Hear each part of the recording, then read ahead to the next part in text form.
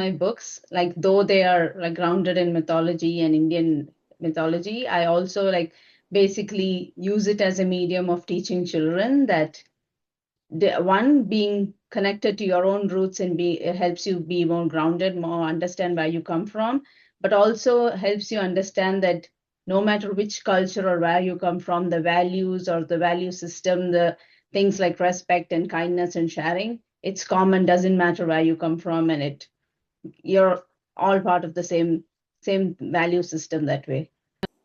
Hello, welcome to Parents Talk. Today I am with Preethi, who is a member of Children's Authors Unite, the children's book authors group that I founded.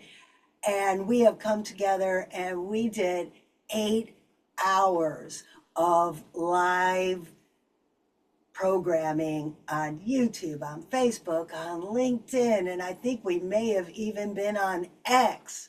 We streamed to every channel we could possibly stream to. Catch the replay. But for now, I want to introduce you to Preethi, and to avoid butchering her last name, I'm going to let her introduce herself. Preethi. Thank you, Francine.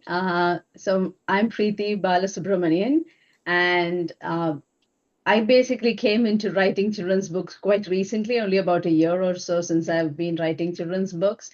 And my current series, which is called The Mystic India for Kids, is based on Indian Hindu mythology.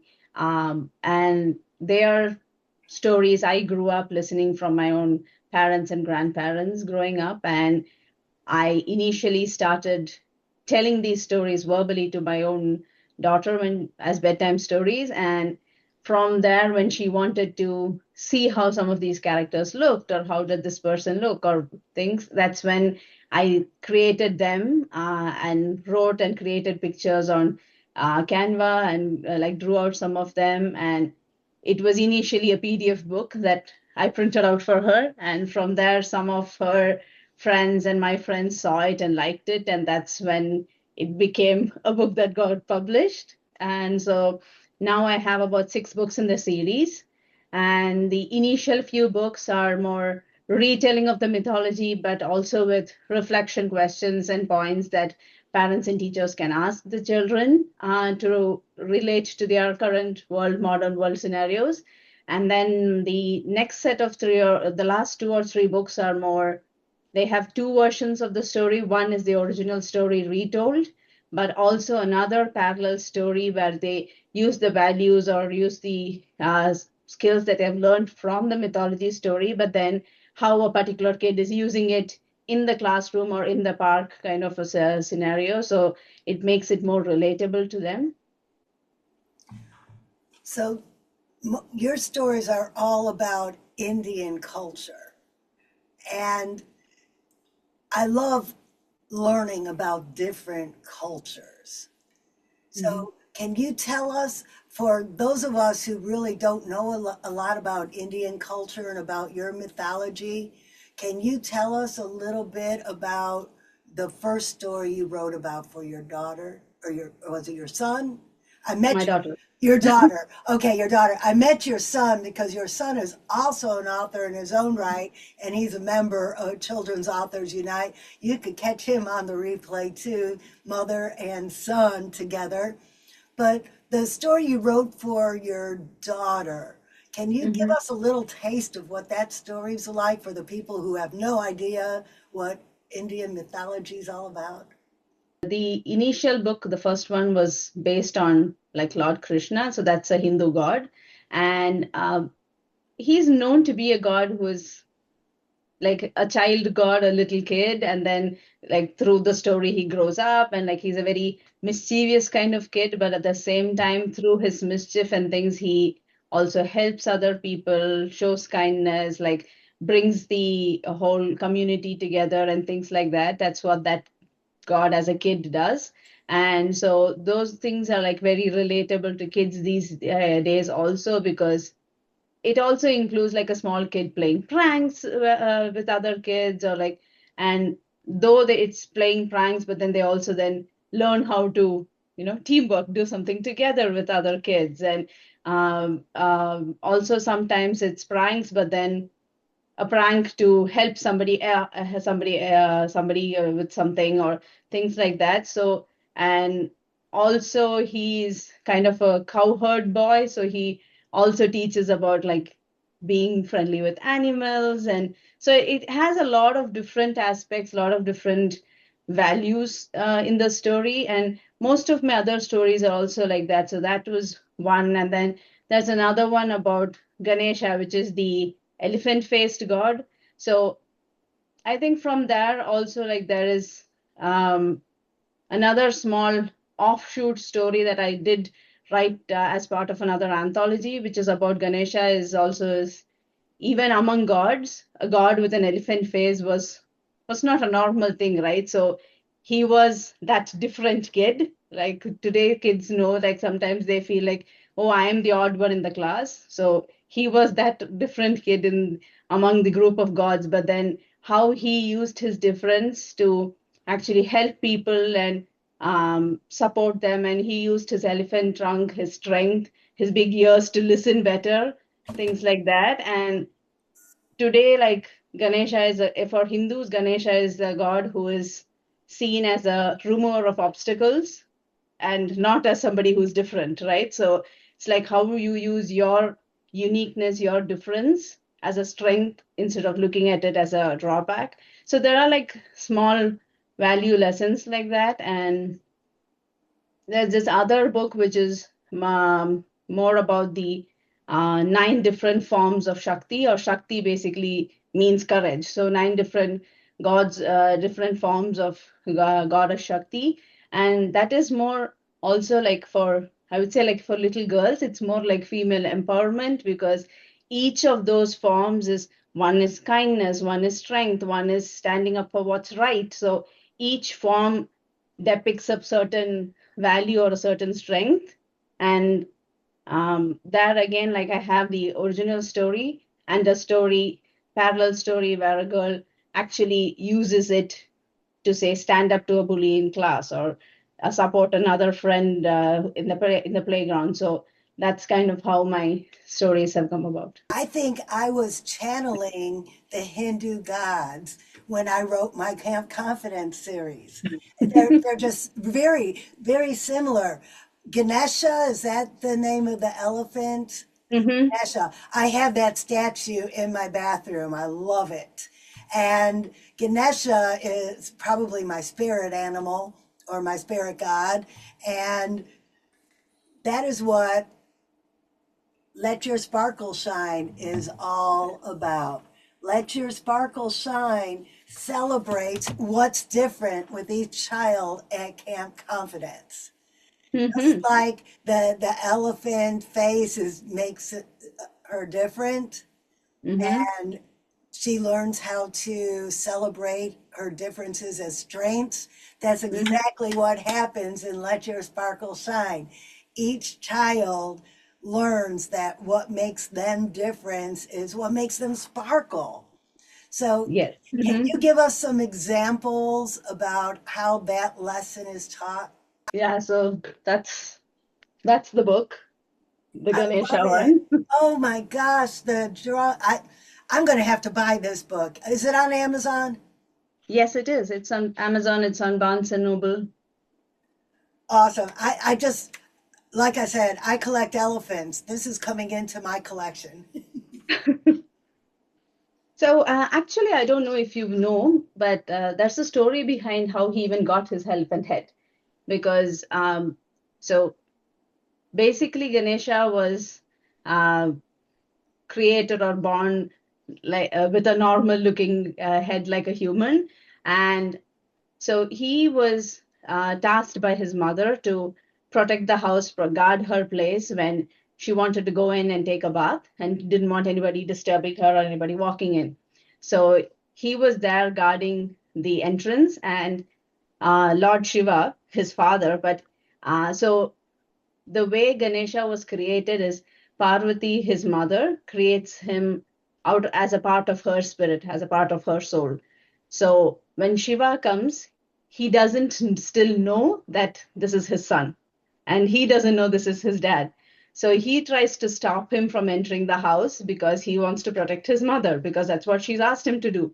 So and in the process of that, Shiva gets angry, they get into a quarrel, and he actually beheads him because he thinks there's somebody who's stopping him from entering his own house.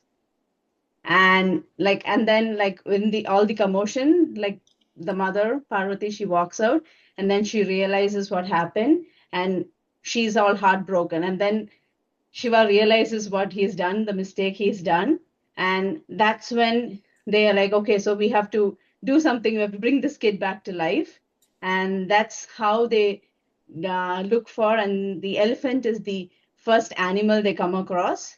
So they get that elephant's head, put it on this boy's body form, and then re-give him life. So that's kind of how he gets his elephant head. So even that very first way why he becomes Ganesha, or the one with the elephant head, like even though that is like sadness and a kind of, you may think, a bad start to a story, but then that even that gives you a lesson that also that like even when things go wrong, even when something is bad, there can be new beginnings and new good things that come out of it.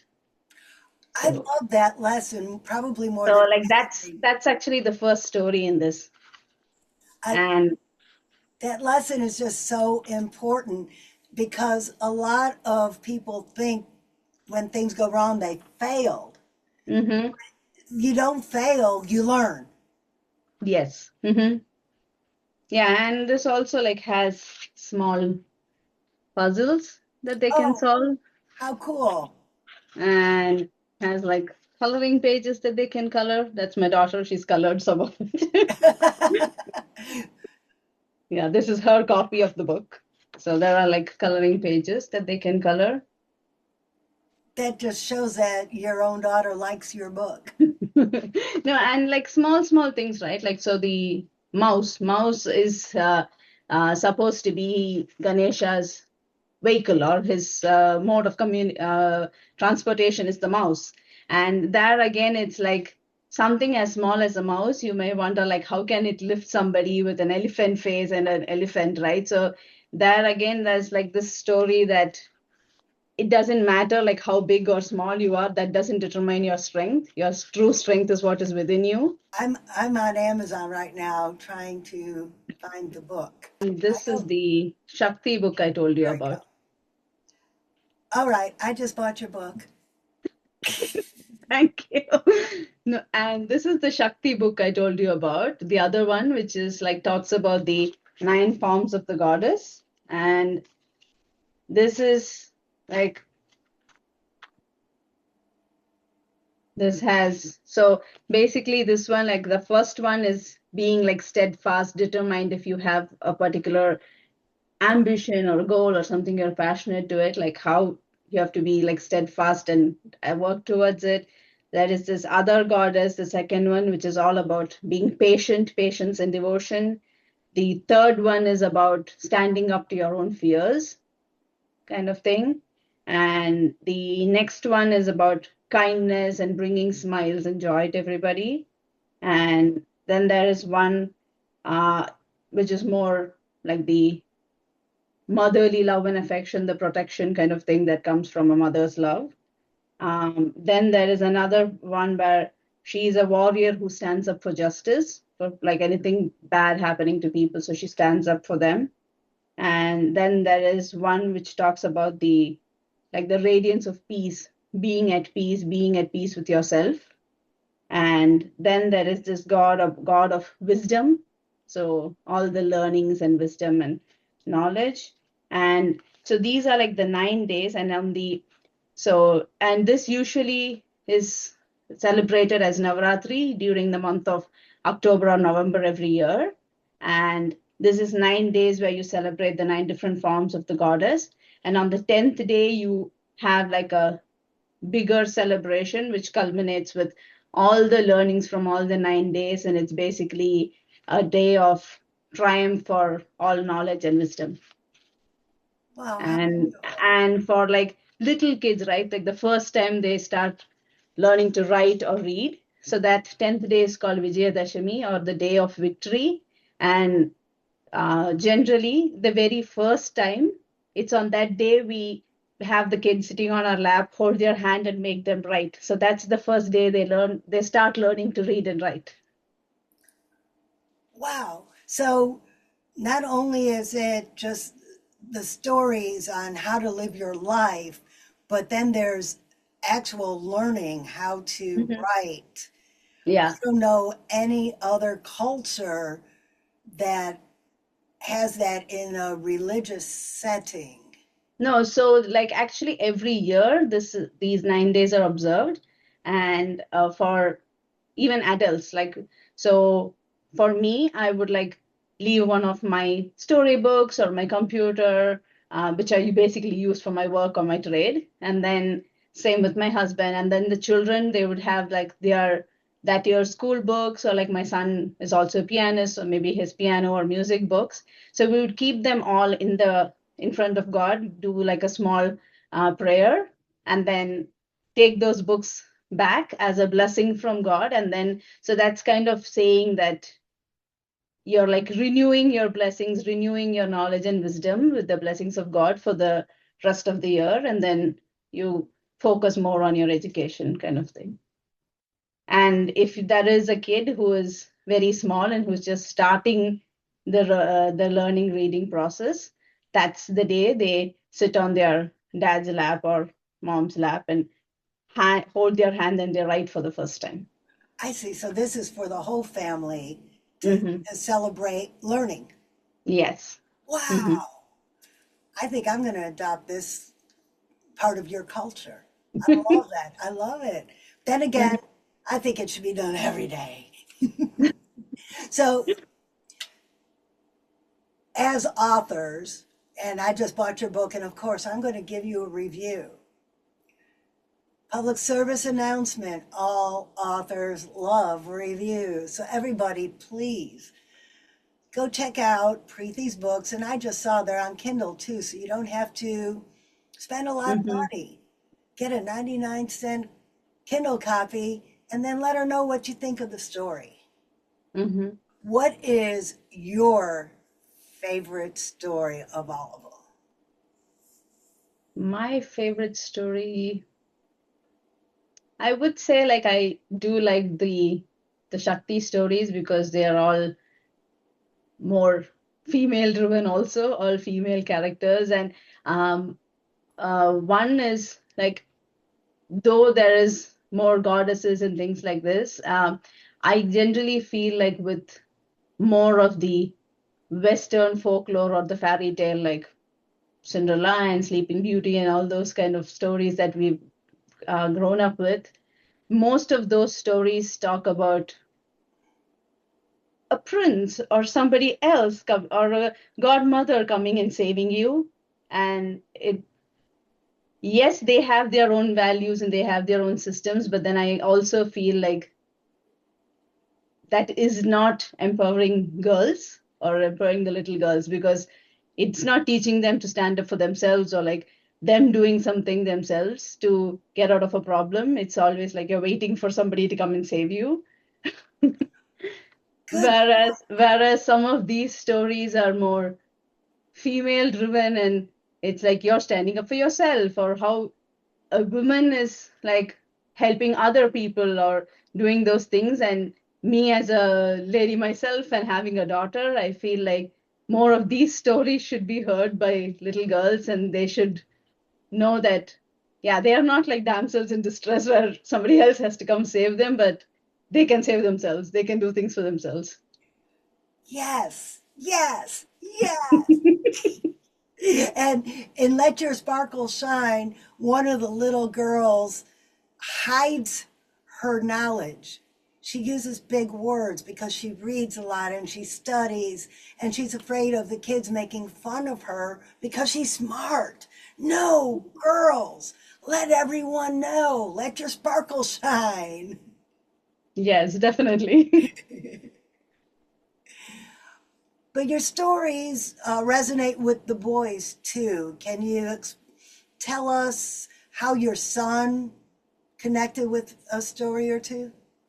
Yeah, so like I said, it's just that one book which is more female driven, but then all these other books, the lead character or the main god that is our boys. So the Krishna one, as I said, it's all little boys kind of thing.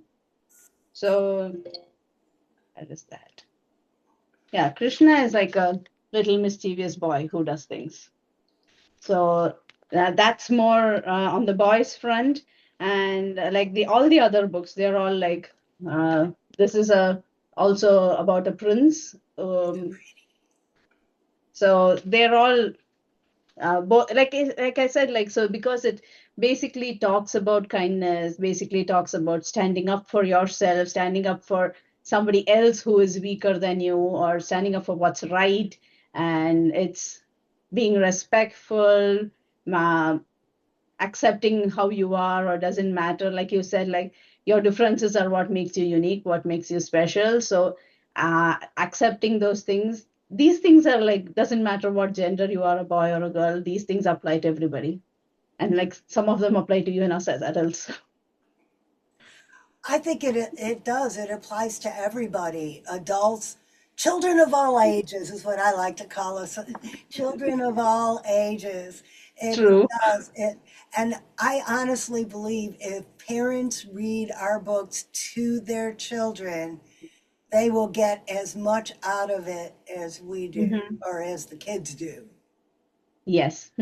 Yeah, I think I think have some reviews and things also which talk about like, oh, I read this book to my child, but then I also learned something out of it. So yeah. Right? Yeah, with the Magic Library, that's an introduction to meditation. And I had a parent, come to me during a networking event and say, I read your book to my son, and now we both take naps together. Hmm.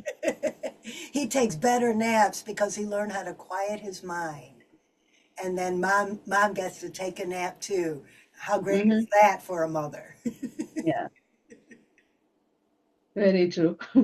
Well, another way, we talked about finding Preethi's books on Amazon and Barnes and Noble.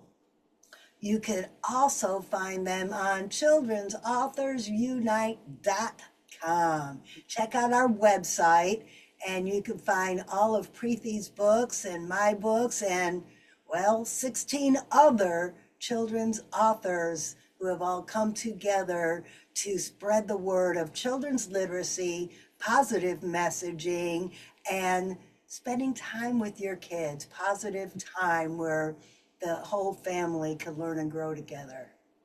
So, Hmm. Preethi, is there any last words you want to say? Um, so from a little bit of extension of what you just said about spending quality time with children, and that's also another thing I would like to say, and I do say in a few other forums also, is like getting children early on interested in reading, getting them hooked to reading is like really good for them in two aspects. One, a lot of different books, so they learn a lot of different topics and genres and things like that. But also, the more they are glued to books, they are so much staying away from screens, which is a great thing because screens, yes, also does give them information and knowledge sometimes, but then it cuts off that creativity. When they are reading books, they are picturing those things. They are that whatever they are reading, they are kind of picturizing how it is, or how a character looks, or how this scenario looks, and that develops their creativity, their communication, and that's really useful. Like not just for reading books, having fun, but then even for them academically, having that creativity, being able to think and create scenes and create imaginary people in their mind is really useful. Yes, absolutely, absolutely. And like I said, everybody else, Preethi's son is also an author. And you know what I'm going to do? I still have Preethi's video. I am going to attach the live event where we showed Preethi and her son in the video. So you could check out Preethi and her son during our live event. And while you're there, check out the other authors who were there that day. So that will be attached to this video on YouTube. If you're catching this on one of the other many channels, this podcast is aired, you could go to Francine Julene on YouTube and find the live event replay of Children's Authors Unite Book Fair. Preethi, thank you so much for coming today, and I can't wait to get my book. I'm going to have a opening and make a video of it and share it with everybody when I get it. Thank you. Thank you, everybody. Come Thank back you. come back for more Parents Talk.